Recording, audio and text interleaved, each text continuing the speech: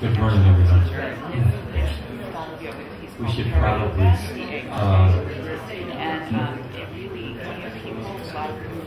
probably have kept with the usual 10 o'clock beginning time. Stan and I have lived for almost 40 years of being used to having each morning session begin at 10 o'clock. At this 9:30 time is very hard to sort of wrap our minds around. Looks like that's true for other people here too.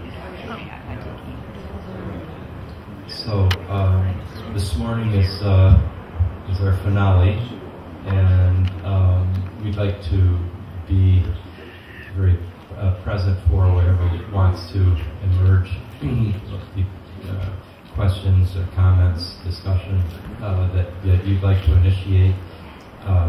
There's been a couple of things that in particular have been asked about. One, you mentioned the about the coax systems, which I completely agree with the importance of bringing that up. And then Stan, was there something here with the cosmic game? Some people were asking about the training, so I can say a few words about that. And then we talked about the excitement that the holographic thinking brought into transpersonal psychology as a model for mystical states, visionary states. So I just wanted to do something good for 5 minutes.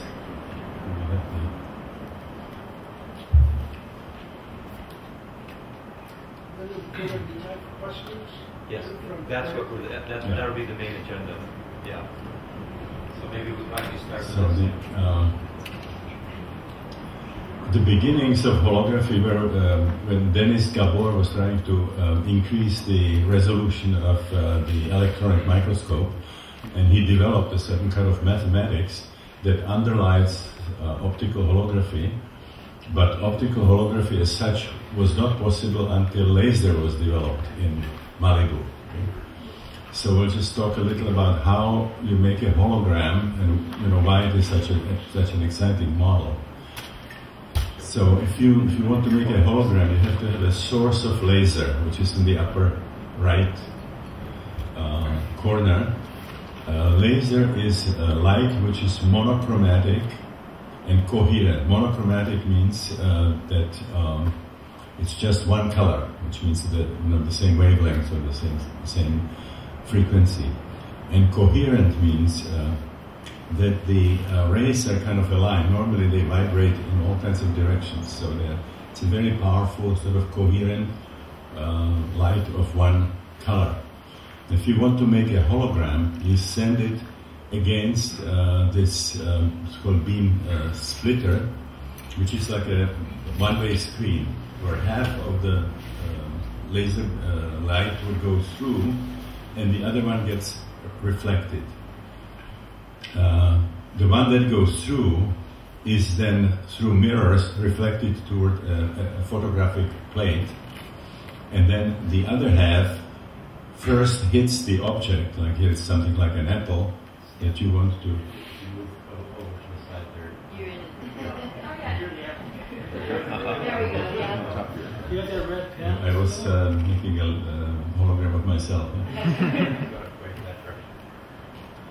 Okay, so one half of the beam goes directly to the plate, the other one is reflected from the object, and then those two meet and they create what's called interference pattern, which means if the troughs meet, you get a larger. If two crests meet, you get a larger crest. If there's a crest and trough, they sort of cancel each other. So you get basically interference pattern, and it would always look like this. These kinds of concentric patterns, no matter what you are photographing, which is different from the photographic negative. If you have a negative, you still can tell whether there are people or trees or houses and so on. Whereas here, it always looks like this, these concentric patterns. Now then you develop this film with this interference pattern, and then if you illumine that developed film with laser beam, it kind of recreates the wavefront, and you get a three-dimensional picture of what you were photography.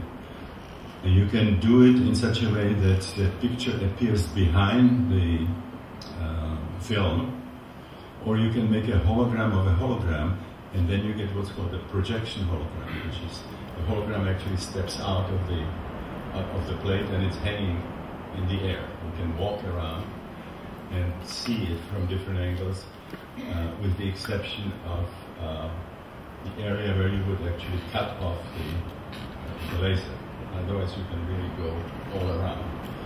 So if you would take a hologram of a person with glasses and you walk around, you would see different reflections depending on, could exactly recreate the situation. If the person would have a diamond ring, and if you look from different angles, it would be throwing different colors, facets and so on.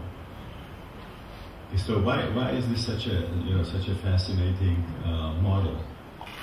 And this has amazing storage capacity, the hologram. You can, for example, use different angles with each exposure, and you can get a number of pictures into the same hologram. And then if you replicate the angles, you will tease out one object after another. So if you have just regular film, you just get one object, whereas here you can get a number of objects. I spent some time in the holographic lab in Honolulu, and it's a fascinating thing how you can emulate a visionary state, a psychedelic experience. So you see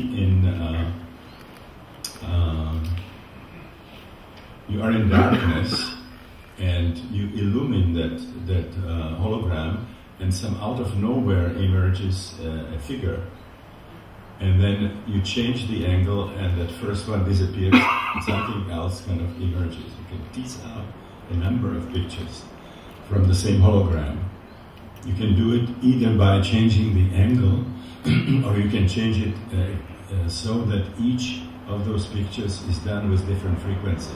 And you will then change the frequency, and you can tease out a lot of these pictures from that.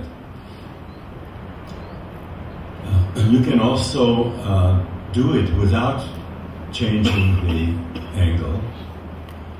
Let's say people in this group would go one after another, steps up in front of the plate. We do the exposure, another person comes, and we don't change the angle. Then you get kind of like a hologram of this group. There would be sort of one head, and would have the information about all of the people in this group. So you look at it, and it would be male, and it would be female, and it would have glasses, and wouldn't have glasses.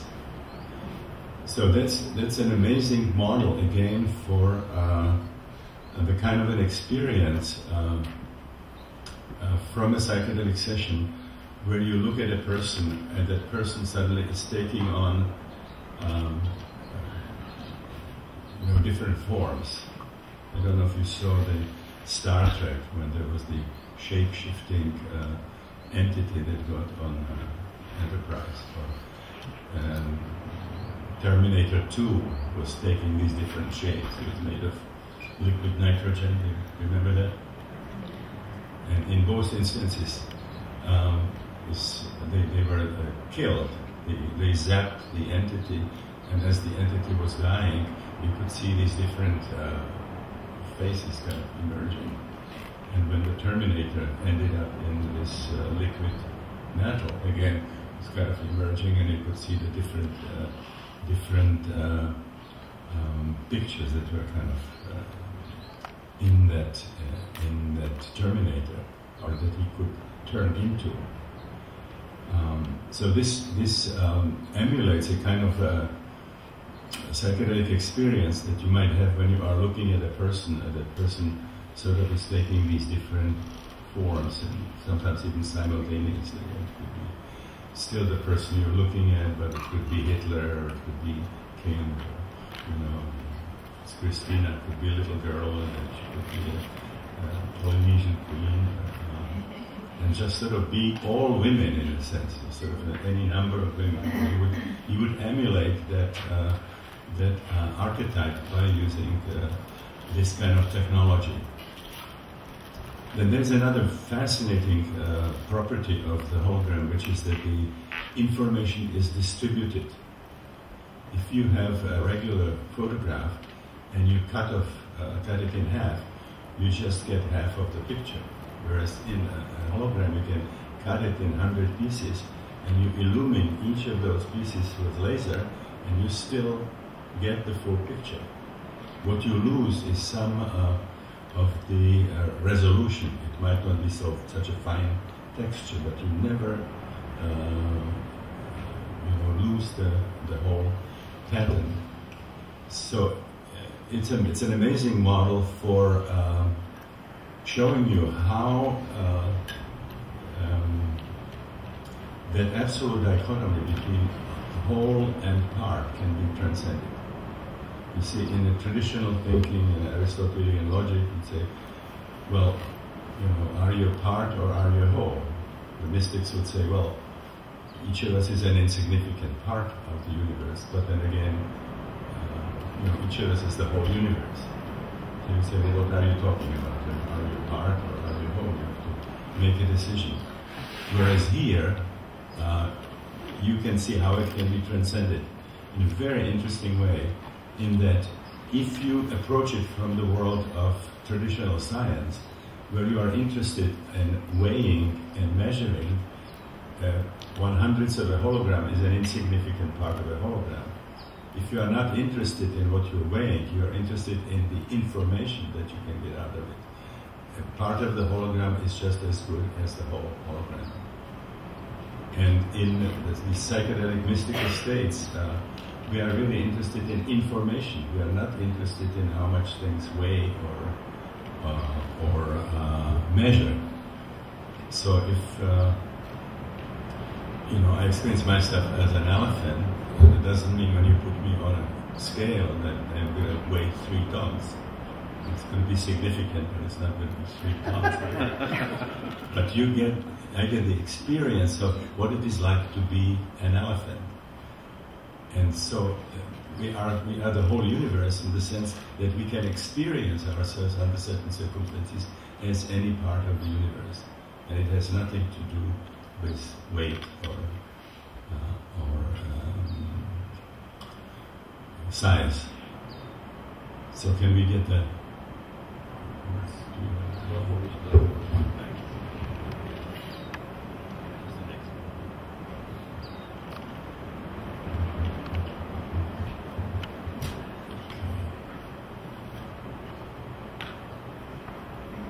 Okay, so this was the arrangement, how the hologram is done, and this is what happens now when you illumine. You can illumine each part, and you can still get the whole picture. Now, you can have another very interesting perspective illumined by holography. Now, let's say that we focus on a couple. In this Honolulu laboratory, they were offering the kind of a gift to newlyweds that they would make a hologram of the couple, and you could choose whether you wanted a kind of a picture when you are in tantric fusion, which means there are 2 consecutive exposures. First one person, then the other. You don't change the angle, and you get sort of a one figure, but they're kind of fused in a tantric way is the male and the female. You can also do a more traditional picture where both of them come at the same time, and then if you develop it and if you illuminate it, you get 2 figures. And if it's a good hologram, it can pretty much mimic reality. Because when holography started, there was a New York jeweler who had in his shop window projective hologram of the hand that was reaching into the street, and there was a beautiful pearl necklace kind of hanging down, and you could see people coming and sort of reaching for it, and of course the hand's going. true, because the technology doesn't fool the tactile setting, it fools only the vision. So now if we had, you see, if we had a projective hologram of this couple, it means we would have the hologram here and we send the laser through it, and it's a projective hologram. That means we would now have two new members of the group. The bridal couple would be now standing here. Now, if this were watched by a child or somebody from a primitive culture or people who don't know anything about holography, they would think that they are dealing with two objects. Now, if you know something about what it takes to make a hologram, you know that this cannot stand on its own. To have this, you have to have the pattern that is the inflection to the light, and you have to have this undivided ocean of light out of which these shapes come out through interference. So the separation there is semblance. There's the deeper reality is underlying unity. Okay. So this is again something that the mystics would say. You know, we are separate from each other, but then again we are all one. Now, to see that we are all one is a much more sophisticated way of interpreting reality than seeing it in terms of separation. It doesn't take a lot of brain to see the world as made of separate objects. To realize that there's underlying unity, you know, you have to have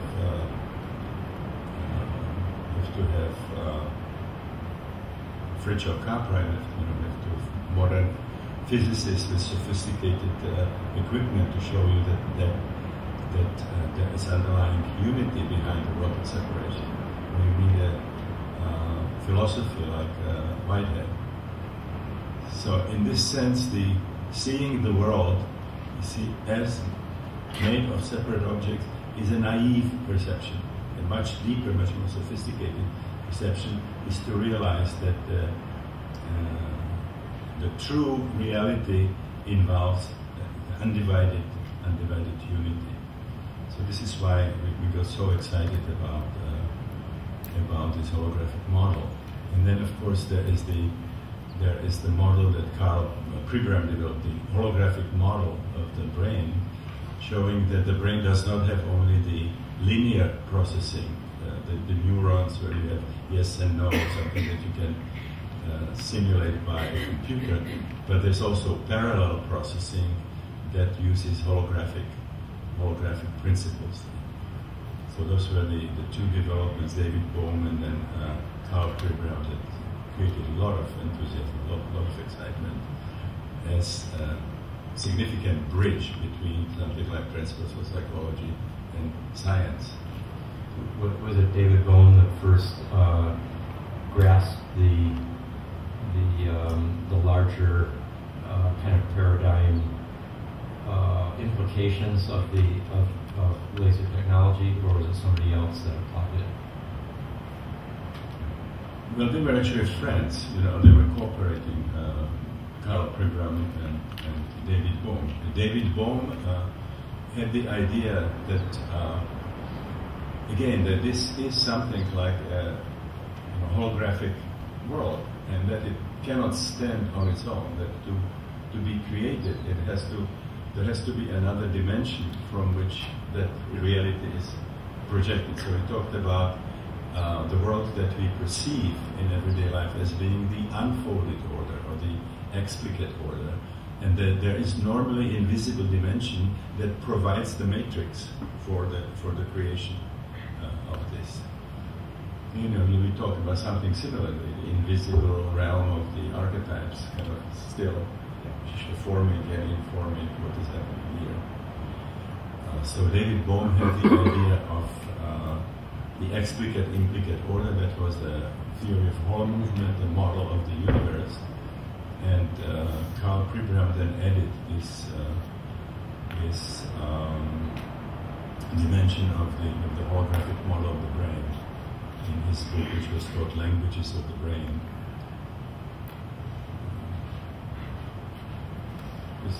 Based on some experiments that he did with his teacher Carl Ashley, showing, for example, that in which way this brain is different from a computer.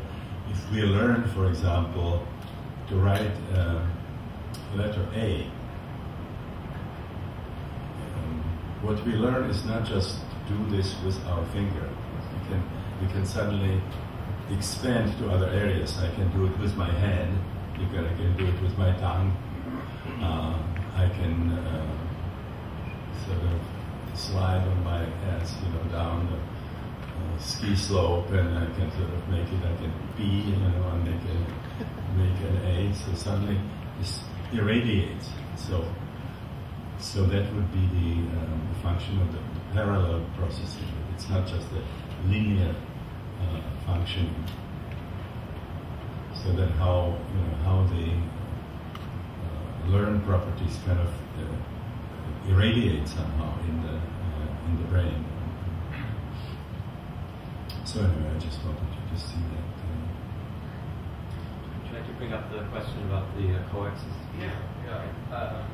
Ken, I've been working with your language a lot, and it would be interesting to understand for me how you arrived at the concept of the coex. What's the etiology of it, and how do you see working when someone perceives a coex? What is the resolution? Just acceptance of it, and it becomes integrated, or how do you see the resolution of a coex? Well, what happens in this kind of work? You have a person who brings a problem.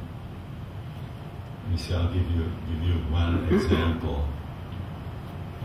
I had a client who had a very strange combination of kind of obsessive-compulsive behavior and masochistic behavior.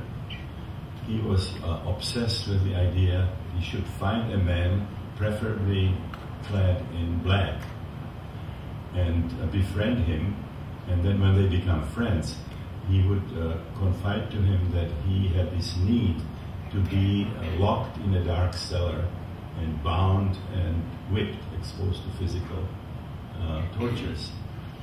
And he had this incredible sense for finding the right kind of people with, sadistic features. A couple of times almost lost his life. This one guy who, bound him, hit him over the head with a stone, stole his money, and left. And so there were several of these kinds of episodes. And then there was one guy who said he just had the right kind of a log house, weekend house. And they were going there on a train, and they were sitting on the train, and this guy didn't like the backpack that the guy had. So when this guy went to the bathroom, he jumped up, and the guy had a big butcher knife and a hatchet there. And so he just panicked and jumped out of the train, got sort of hurt, and then ended up, in our scientific department. And after some time of unsuccessful therapy, we put him into this program, experimental program. So as he was experiencing it, the psychedelic sessions, we went through these different layers of experiences that were sort of connected to this problem. One of them was that during the Second World War, he was taken to Nazi Germany. This was called Total Einsetzung, where people from these occupied countries were taken to Germany, and they had to work in dangerous occupations, like in places which would likely be bombed, like ammunition factories or foundries or mines and so on. And in this situation, two of the SS guys were using him as kind of homosexual victim, basically, under gunpoint. He got a lot of abuse that included a sort of homosexual rape. Then there was another deeper level when we sort of into it, and it was his childhood when he had his father, who was an alcoholic, was very brutal, used to beat him with a leather strap, and his mother's way of punishing him was like putting him into a dark cellar and not, he was physically punished and put into a dark cellar and not getting dinner, or whatever the meal was. And then, as it went even deeper, he realized that that prototypical situation for being trapped, being bound, being tortured, was actually the birth process, actually being in the birth canal. So you had these situations layered like this. Now, what was interesting that there was a two-side interaction between this coex system and what was happening on the outside, or how he perceived the outside. So, for example, when he was reliving these traumatic situations with the guys who tried to kill him. When he looked at me, he saw me kind of elusively transformed into these guys, or suddenly had the feeling that I would attack him, or he heard there was some air conditioning, that he perceived it as the train, as the sound of the train. So the whole perception of the environment in the session, when he was dealing with that level, was elusively transformed in such a way that he was projecting elements of that particular layer. See, then when it went deeper, I would become the father. He again expects punishment, and he had really kind of a transference which was reflecting his relationship with his father from childhood.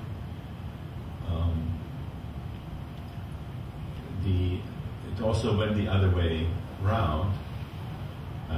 There was a situation where you saw the pavilion system where we worked. These were pavilions, and there was like a garden around it.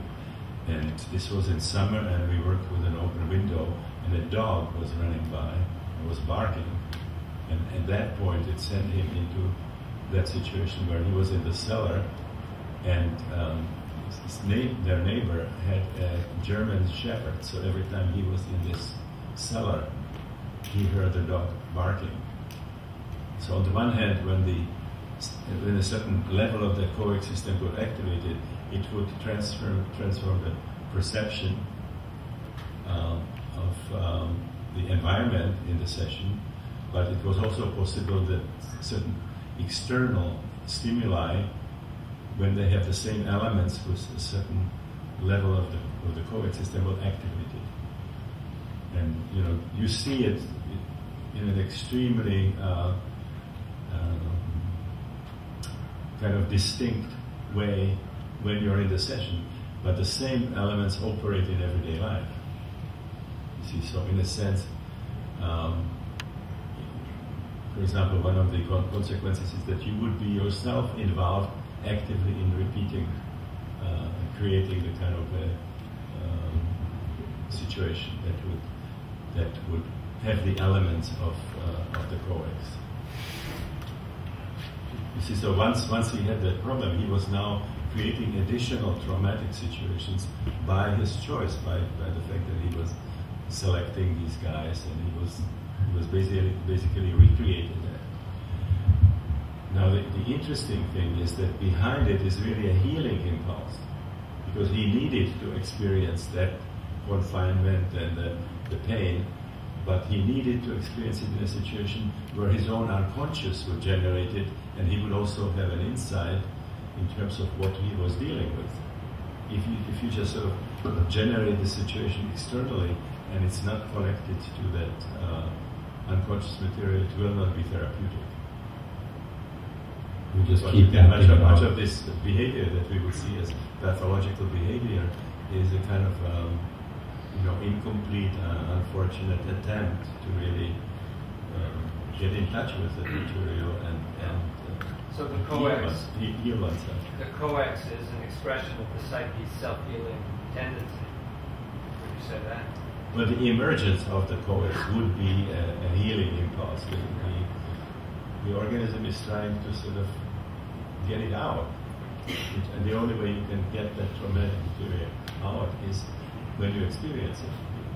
You experience the emotions, you experience the physical feelings, you make the unconscious fully conscious, and you release the pent-up energies.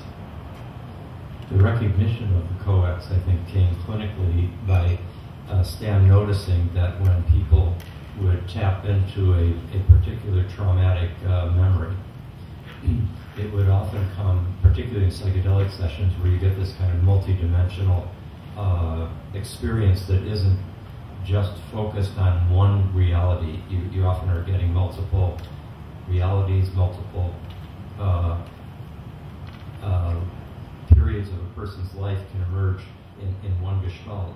So you could have, in this case, a number of experiences of being aggressively abused and being a helpless victim of violence directed at one in a punitive way. And he could first be experiencing it in, let's say, a more recent version of it, such as on the train. But then he could, as part of the same gestalt, tune into basically 5 or 10 other major events that had that same emotional and somatic quality. Usually the feelings are similar, like in this case, punitive aggression, or some kind of sadomasochistic event, or it could be abandonment, and then there's also positive coexes as well. And they come as a package. And Stan found that as the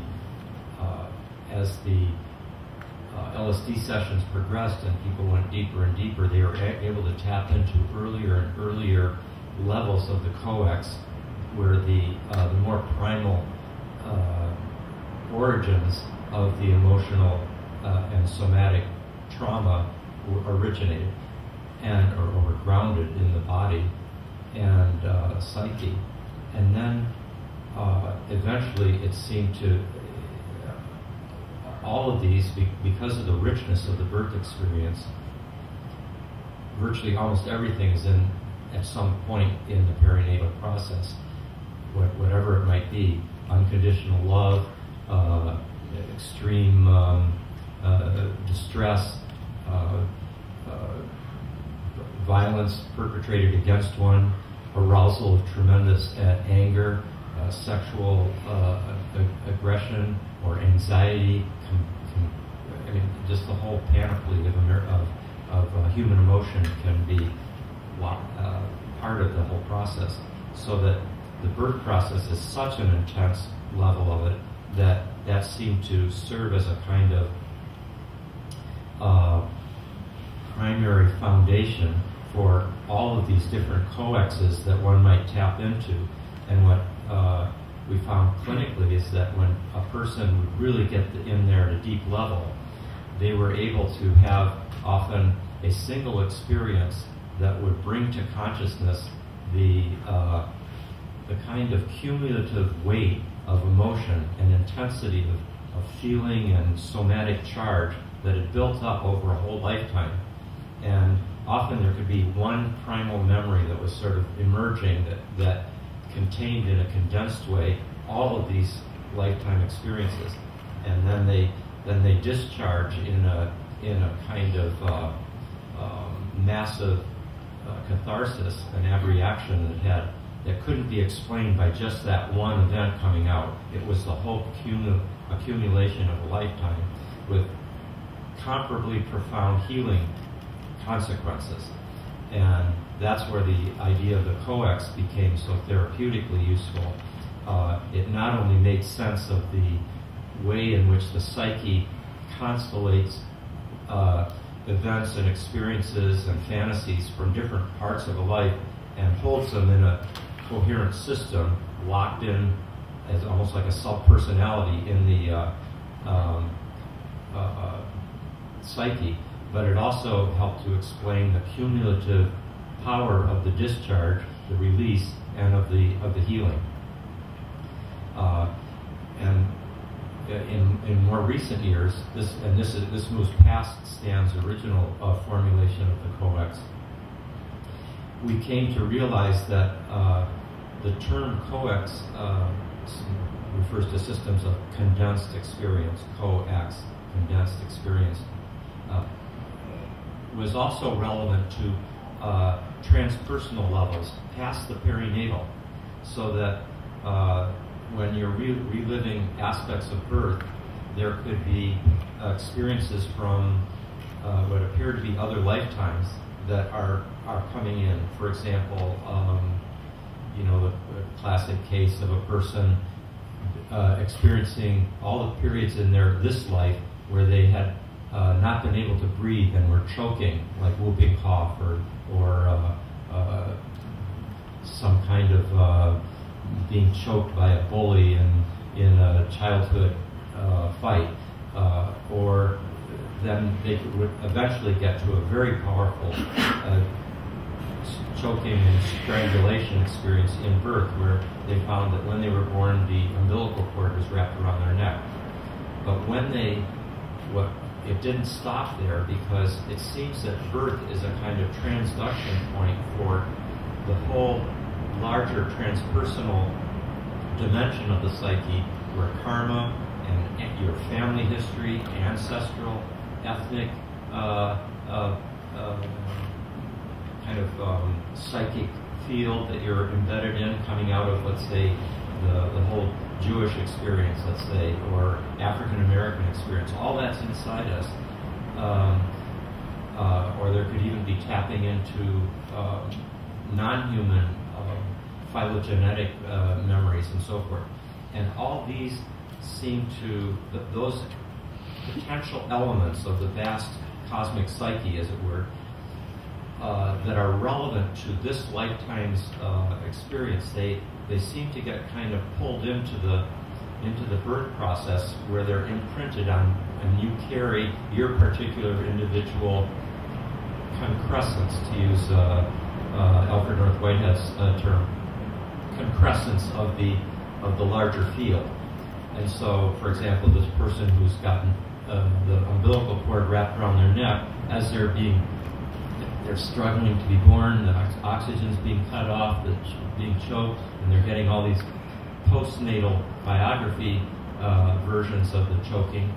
They will experience that in another lifetime they were hung. And it seems that particularly experiences around death, just before and during death, are especially close to the surface of this lifetime psychic field. And so what the coex system was able to do, the concept of the coex system was able to basically link all of these different levels, postnatal, perinatal, transpersonal, of all these different kinds, karmic, and could be ancestral or familial or historical. And then they all kind of are a coherent system or field within the psyche. And then the kind of conceptual ground of the whole thing, and this was something that has especially become clear from our work in archetypal astrology, and that is, at the core of these seems ultimately to be an archetype. There's often a mythic dimension to it, like some very powerful encounter with an identification. It could be something like with Sisyphus or Christ or Kali or some archetypal level, and that becomes the core of the coex system. And at that point, you can join Jung, as it were, with the Freudian Grofian coex system, so that at the core of the coex is an archetypal complex. And that turns out to be associated with the birth chart with a particular planetary aspect. So that each time that planetary aspect gets activated by a transit, the coex system is more close to the surface, and is more likely that you would be, let's say, like as in this case that Stan was giving, seeking out a person at this time to draw that kind of experience to the into consciousness, because the basic idea is that the psyche is always trying to come to equilibrium. It's always trying to heal itself. And if there is a repressed memory complex, like a coax system, negative coax system, that is compelling the individual and possessing it from the unconscious, the only way out of that is not to medicate it or repress it or to deny it. It's going to keep running the show. You'll keep marrying abusive spouses or whatever. And so the idea is to, if you can, in a sense, reverse the direction of, instead of projecting it out and acting it out in the outside world, if you go in inner exploration to the source of it and start tapping into the earlier traumas, and then ultimately to this archetypal core where it's so intense. At the archetypal level, it's so intense, it's basically you're reaching the infinite. Archetypes have this infinite quality. It's no longer finite depression, it's absolute despair. It's the dark night of the soul with capital letters.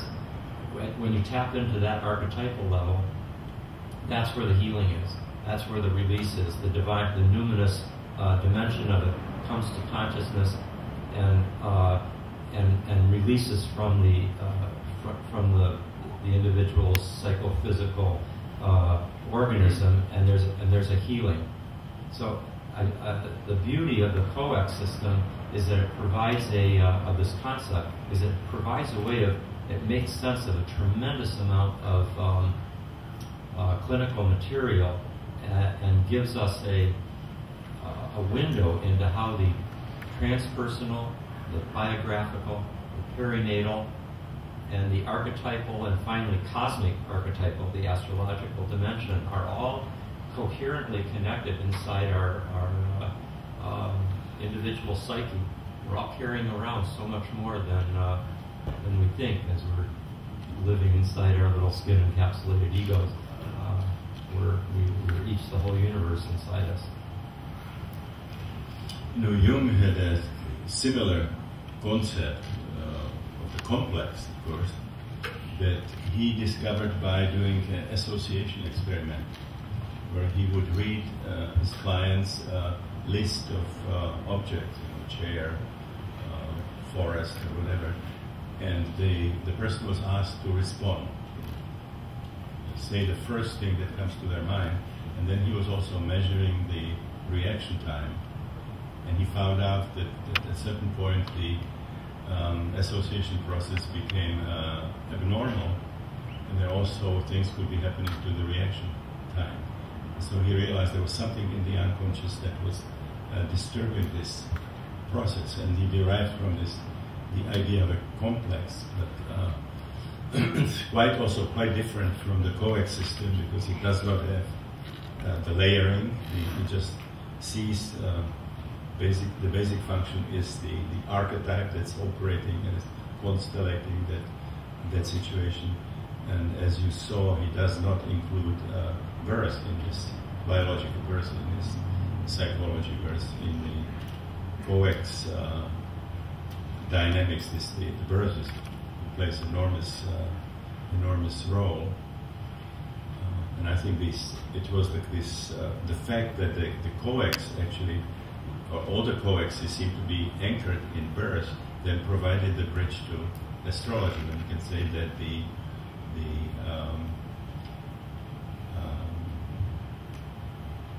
planets represent archetypes, and the aspects represent the coax, and that new layers will be added when there is some significant activation of that aspect in the chart. So we have done it in number of instances. I remember this paper that Riedlinger wrote about Sartre, and we were going through the biography, and you could see how these layers of the coax were created at a time in the same kind of transits were happening. I'm glad Stan brought up this paper by about Jean-Paul Sartre, and really one of the kind of paradigm cases of existentialist philosophy, that if you're purely working within the philosophical discipline, you're trying to understand what was Sartre right or wrong according to his particular vision of existence that he expresses in his great treatises and plays and so forth. What is the philosophical validity of it? And once you bring in like Thomas Riedlinger did this brilliant paper in the early 1980s in the Journal of Transpersonal Psychology, showing how Sartre had a mescaline experience in 1935 that was quite a challenging experience that involved many of the classic perinatal phenomena that Stan has described in his work. Particularly, it was a second and third, but especially second matrix experience, and it really haunted Sartre. And he wrote a lot of, and he had ideal circumstances for taking it. He was studying the imagination. He went to a hospital where the drug was going to be administered, and the physician told him just before he gave him the drug, he said, this creates really horrible experiences, by the way. It's a great set and setting. Yeah. And call him Saturn. And yeah, he even used that word, very Saturnine figure. So he had this horrible, and fortunately, Simone de Beauvoir left records of talking to Sartre immediately after that, and even weeks later, Sartre was writing about he's still being chased by these lobsters and other sort of subterranean organisms that were haunting his imagination and threatening him, and then they connected it.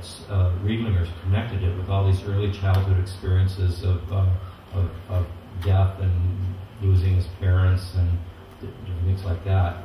And it was very, very clear. You could see the language that Sartre was using right during and after the session perfectly connects with the language that he used in Nausea, where he sets out his existentialist philosophy most vividly for the first time.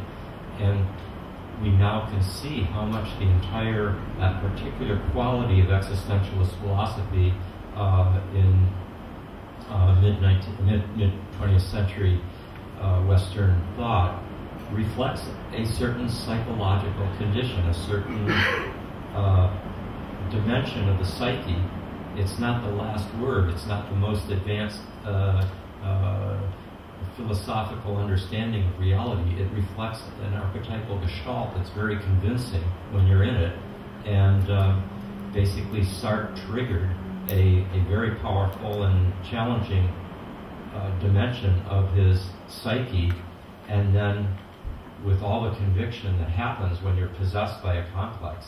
I mean, when you're possessed by a complex, you see the world through that lens, and it's completely convincing. And you can articulate it sometimes so powerfully that you get many followers, as would happen in a dictatorship or whatever, an ideology that possesses a whole nation, which is what Jung pointed out was happening in Germany in the 1930s. So it's a very helpful conceptual tool for seeing how not just our symptoms in a kind of clinical presentation of psychopathology, but our whole philosophy of life, our experience of the bottom line of what life's about, even our scientific theories are shaped by intangible archetypal complexes that are connected to perinatal and biographical coex systems. So it's from my point of view, what Stan articulated in a sequence of conceptual advances starting in the 1960s is really an unparalleled, encompassing, and profoundly sort of intellectually satisfying as well as clinically effective cartography of the psyche. And that's why we're here today. Any other thoughts or questions? Peggy? Yeah, I was curious, you were mentioning that Fodor and Ron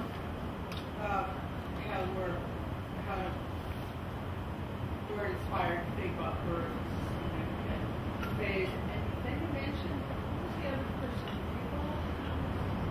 Pureball. Pureball? Who's that? You mentioned, that's what I thought you did. Oh, Leotard, Pureball, you mean, when this was yesterday when I was talking about the prenatal. Sorry, yeah, I was just curious about it. Yeah, well, I was mentioning several psychoanalysts who, besides Rand, I just wasn't familiar. one was Nandor Fodor, which was called Search for the Beloved, and Leotard. I think it's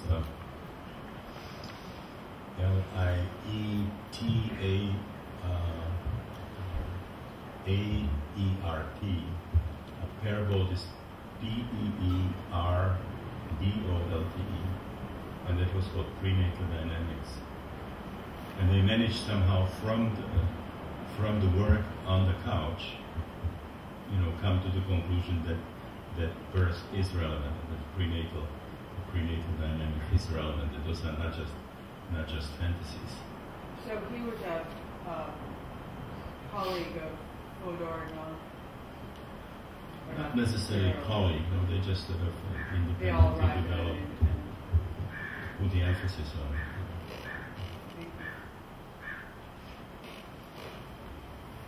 Please. I'm not totally sure how to phrase this, but I was thinking about it as you're talking about the coax system. In fact, the coax system goes through throughout the life and into perinatal experience, also past lives, and yet it's reflected in the birth chart, which is set at the moment of birth when the perinatal experience is ended. And I'm just wondering, the archetypal aspects within the birth chart are reflected in both directions. But why is it that moment? Why not earlier when, there are other forms of astrology, I guess, that... Like conception, for example. Like conception or... Yeah, it's also obviously very important. There were attempts to put a lot of emphasis on the first trimester. People like Lake and R.D. Lang, put a lot of emphasis on the first trimester, where they were trying to explain a lot of things psychologically. But I think it's unparalleled what's happening in birth, the enormity of just the hydraulic situation of the pressure that's happening there. That seems to pack a lot of material from the transpersonal level into that situation, and it becomes like almost like a transformation station. Before then, it seems to be contained in fields, like Erwin Laszlo talks about the PSI field, the Akashic field, the concept of the Akashic field in karma and reincarnation. So those will be sort of stored in some kind of intangible fields. Whereas once that energy informs birth, then it sort of enters kind of psychological dimension. Now it sort of operates in the world of matter. Now it is in your brain. It is in your organism.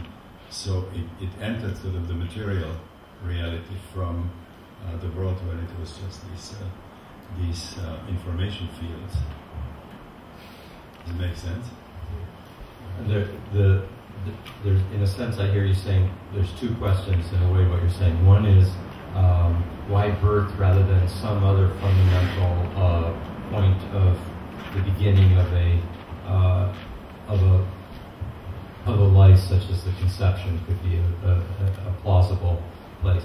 On the one hand, we don't. It's in very rare instances that you would have a conception chart, because there's a wide range of how long it is from, let's say, the time of sexual intercourse to the time that the actual conception takes place. We don't. So there's a variability there, even when you know when it might have, generally when it might have happened. So we don't have the data, but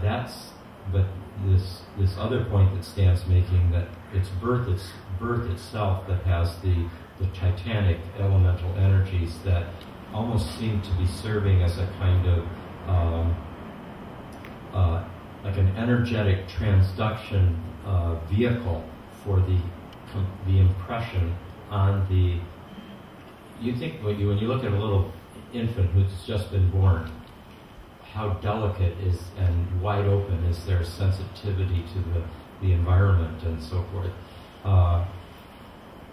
That's just what they were moments earlier when they were being born, which, by the way, is one of the great paradoxes that Stan was alluding to yesterday, how it is that the medical profession and the psychiatric profession can look at this hypersensitive little organism that moments after birth is a connoisseur of the quality of the breast of the mother that they're nursing at, and can distinguish between different qualities of that experience, but somehow moments earlier didn't notice that it was in a life and death struggle for existence.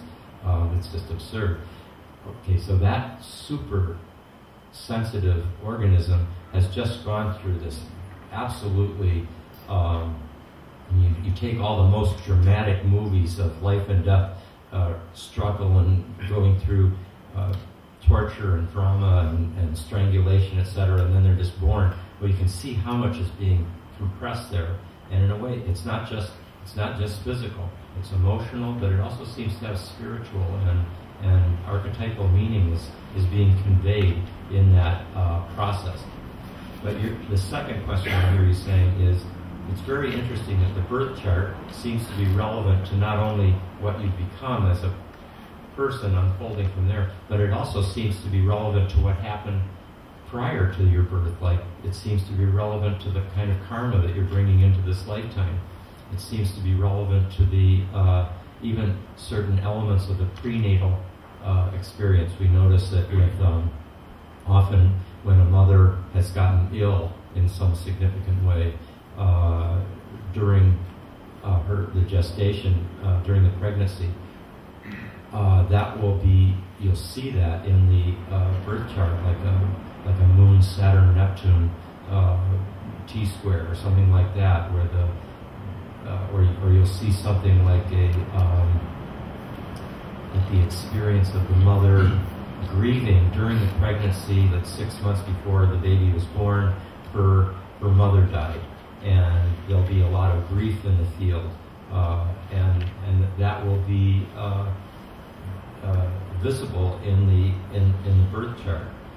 How can it be that these prenatal and other things from the past are somehow symbolically carried in the birth chart just as accurately as the unfolding of this template in the biography of the life?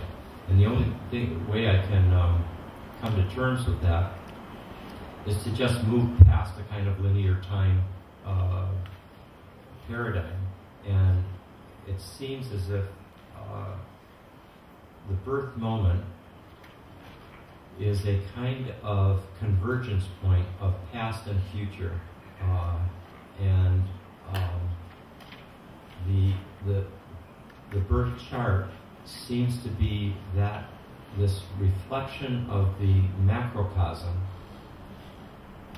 and of the archetypal dynamics of the macrocosm, of the anima mundi, that is crystallized at that moment of birth, of the first breath, is classically the measure of the when time the birth chart, when that individual organism becomes an independent organism at that moment. And it's now for the first time outside of the mother, and it is in it's no longer in that kind of undifferentiated womb environment where you are in some sense not only at one with the maternal organism, but with Mother Nature, with the great Mother Goddess, with the divine matrix of life.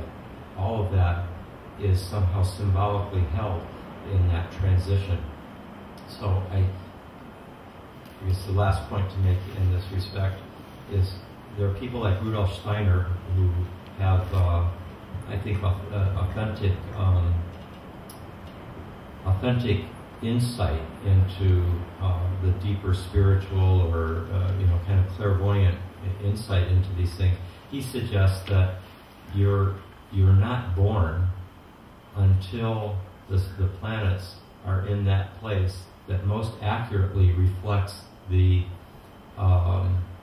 spiritual condition of the soul that is about to incarnate. And this is a metaphysical, statement. It's nothing I can, verify by some kind of, double-blind study. But it makes sense to me. And it has the advantage as a heuristic, as a hypothesis, of giving us a kind of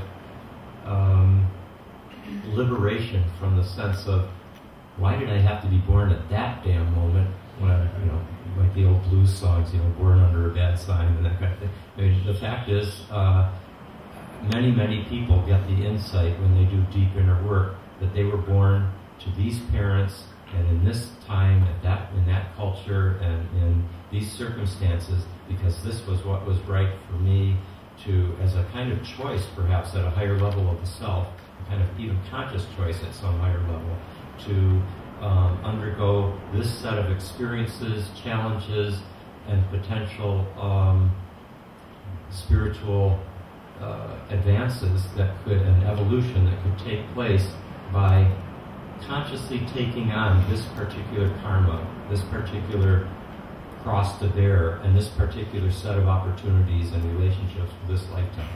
That makes a lot of sense to me, and while I can't prove it in any way that would satisfy Richard Dawkins, the fact is, it is to me the most intellectually and spiritually compelling explanation for why this works in this way. Over the back. So I have two full questions to that. Question number one is, how do you see sort of when medical profession comes in and sort of saves the child, or has a C-section sort of emergency C-section that sort of messes a little bit maybe the natural course up? What does that mean? And also related to that is, as you say, the actual act of birth is one of, for most people, one of the most traumatic physical and spiritual experiences. Have you seen in your work the difference between people who have been under C-section and naturally, and what that has implication for their sort of experience and growth throughout life? I'll let Stan answer about just to distinguish, of course, 2 or even 3 situations. One would be the emergency C-section, where there could have been 50 hours of a life-threatening situation, and then the C-section saves the mother and the child, and there's no there's no exposure to the birth canal if it's an elective cesarean section, where that choice is done ahead of time for a variety of reasons. The previous birth was a cesarean, or you see that there's some discrepancy between the size of the child and the size of the pelvis and so on. So that would be non-labor cesarean. But there was also situations that I've seen, particularly when Ashley Montague wrote a book about touching, where he was showing that actually exposure to birth canal is important in terms of future tactile history, that some of the obstetrician, even if they were planning caesarean section, they would induce birth and let it run for a while so that the fetus gets the advantage of the exposure and the struggle and the stimulation of the respiratory system. And then they conduct. So you have basically three possibilities. Somebody where the birth didn't happen at all, and it was just purely a surgical intervention, a situation where this was a rescue operation after a very prolonged, life-threatening situation, and then the third one is kind of an in-between. Usually people feel that if birth is such a trauma, why don't we just deliver everybody caesarean? And it's not that easy, because there are very strong positive elements in birth. If you have a reasonable exposure to birth, if you have a good pregnancy, if you have good birth preparation, if the birth itself is handled well, and you have good maternal care, that remains definitely kind of the ideal situation. Now, what happens if that is missing is that the person does not have that experience of being challenged, facing some kind of a problem and working, struggling, and being able to overcome it with one's own energy, one's own effort. So typically people who are caesarean born, this sort of elective caesarean, they have a tendency to seek a situation where there are no problems, where they're kind of taken care of, unless there was some kind of a drill, postnatal drill from the parents, they don't are competitive or competitive, aggressive sort of in life. Whereas people who are tuned into the experience of struggle, they thrive on fight. We work with people who said they are unhappy if they have any problems. They need to be involved because they carry that imprint of the struggle in the birth canal. I mentioned, I think a couple of days ago, that Fritjof Capra, Rupert Sheldrake, and I went to Buenos Aires for that weekend, which was New Perspectives in Physics, New Perspectives in Biology, New Perspectives in Psychology. And we got into a lot of discussion about birth, and we found out that the rate of caesarean birth was 75%, which means 3 out of 4 babies born caesarean. So we should know much more about the psychological implications of that before we deliver 75% of the babies. Is that in the whole world or in Argentina? This was specifically in Buenos Aires. And I think it's 40% in California, which is still pretty significant. And there are various reasons. There is very frequently women choose it themselves because they're afraid of the birth process, or they're afraid to be torn.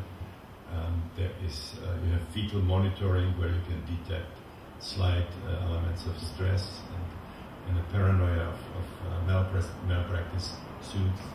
So basically, cover yourself if you do the cesarean section. The hospital makes more money and so on.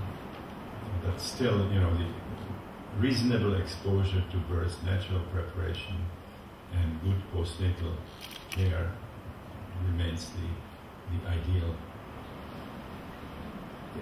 I should just add, because you had two questions there. Yeah, exactly. Yeah, and finishing off what Stan said, I think we've also found that people who have elective cesarean operations of births, there's not the same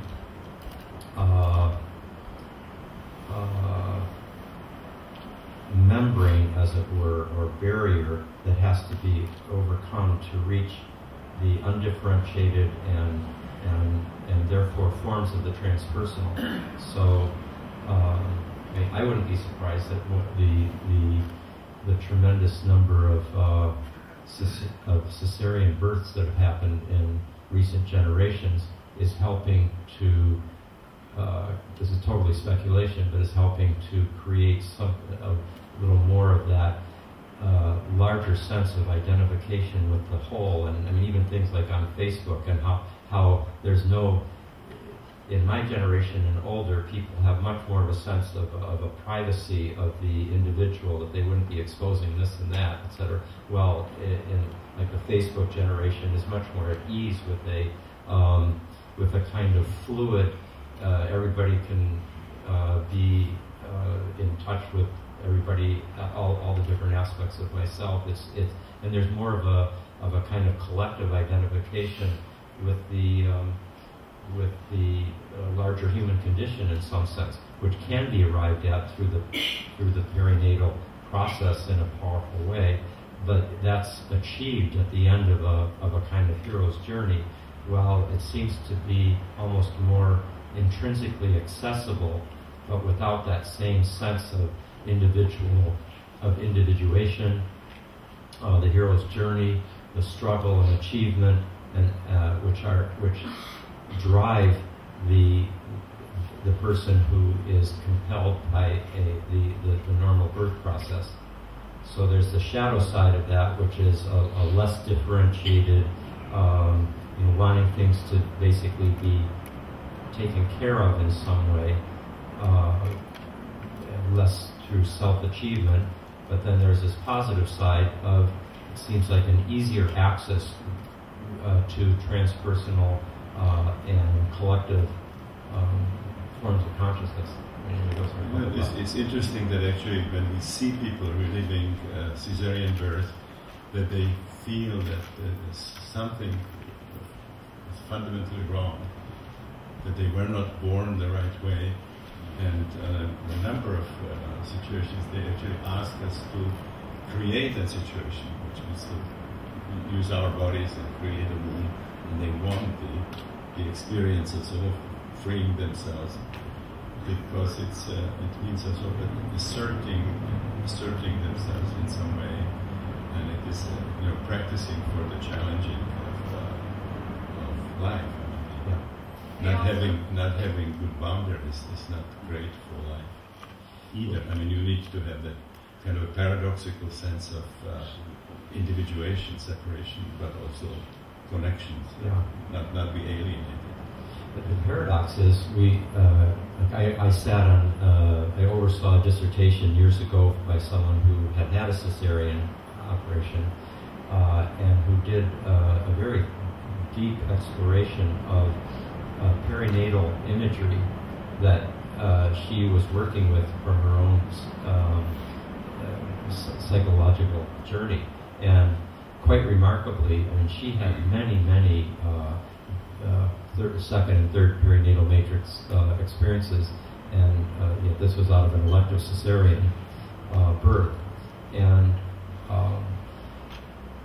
because we've all been born many times, and just the most recent birth is going to obviously have a kind of pride of place in the psychic economy.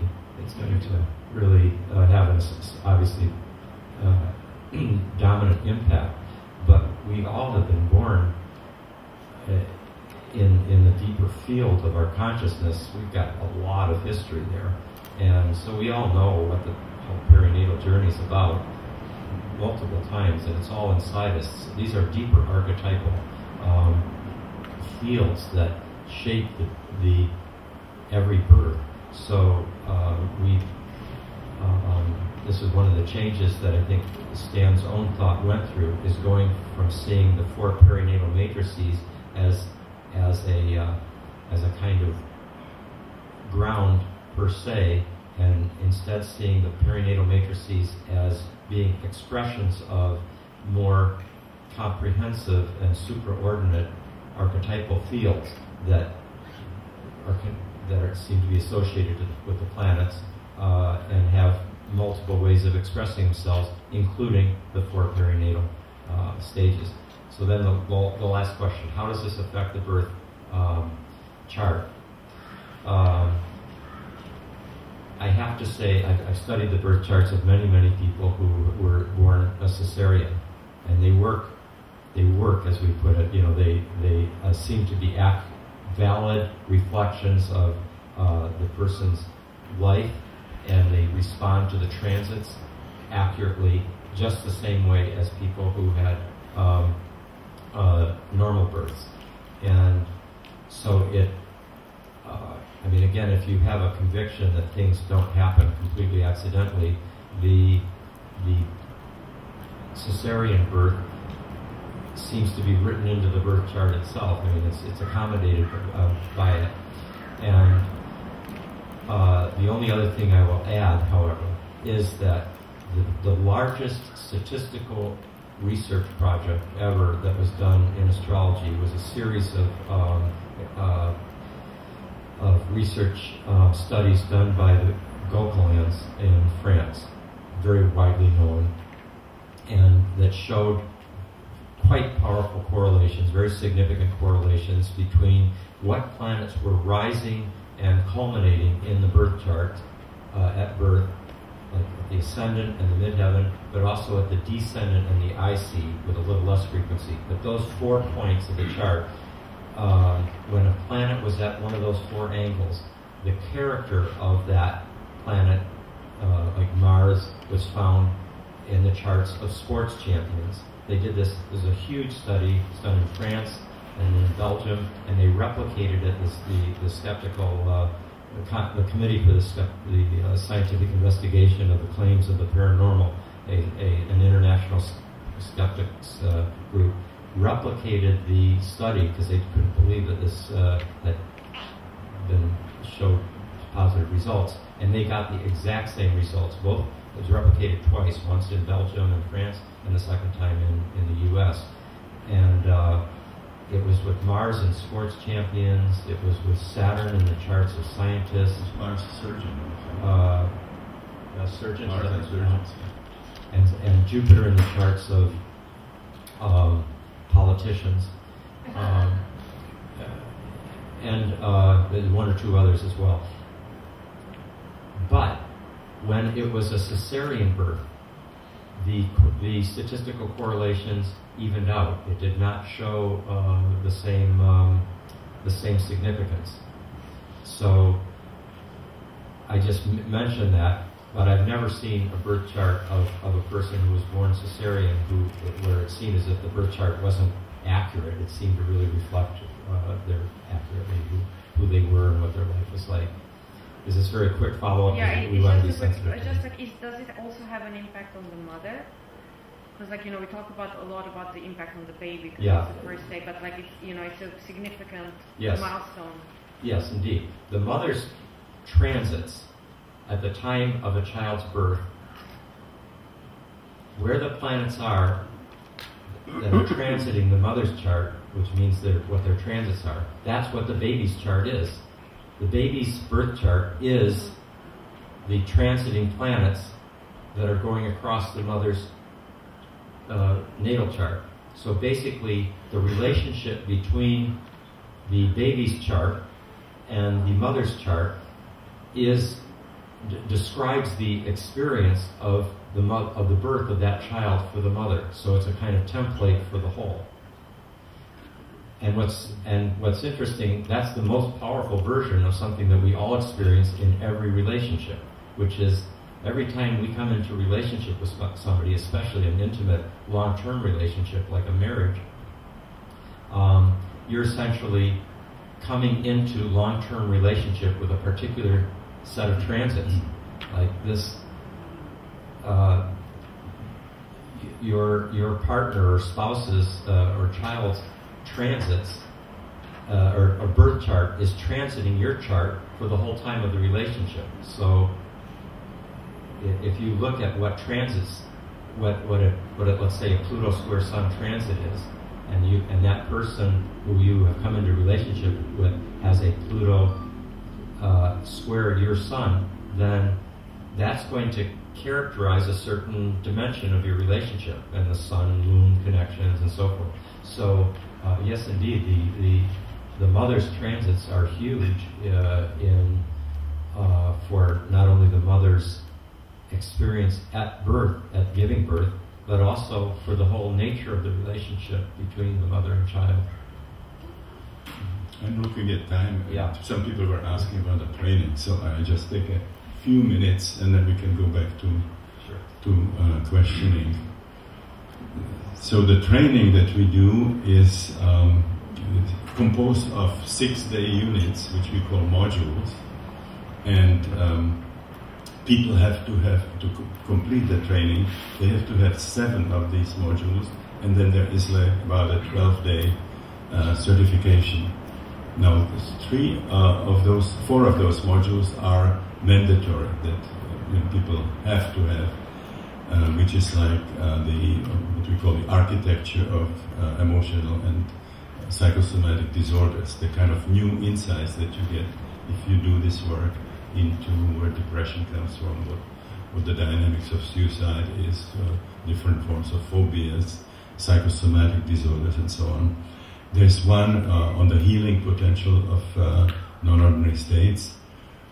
There's one that we have on spiritual emergency. And then there is one where people learn the body work, the principles of the body work, and the music, how to run the sessions, and so on. And then there's a wide range of modules where you can choose whatever is significant for you, what interests you. So there could be one on alcoholism and addiction in relation to the breath work, or shamanism and breath work, or a combination of ecstatic chanting, Jai Utal, and the breath work. One recent one was on Jung's Red Book, for example. So each of these modules, whether it's mandatory or optional, has 2 days of theory, and then there's 4 days, every afternoon is the breath work, where people alternate in sitting and breathing, and then when you have several of those modules, then you do what we call floating, for lack of better term, which means while everybody has a partner, you would be there floating, as we call it, going wherever some special attention is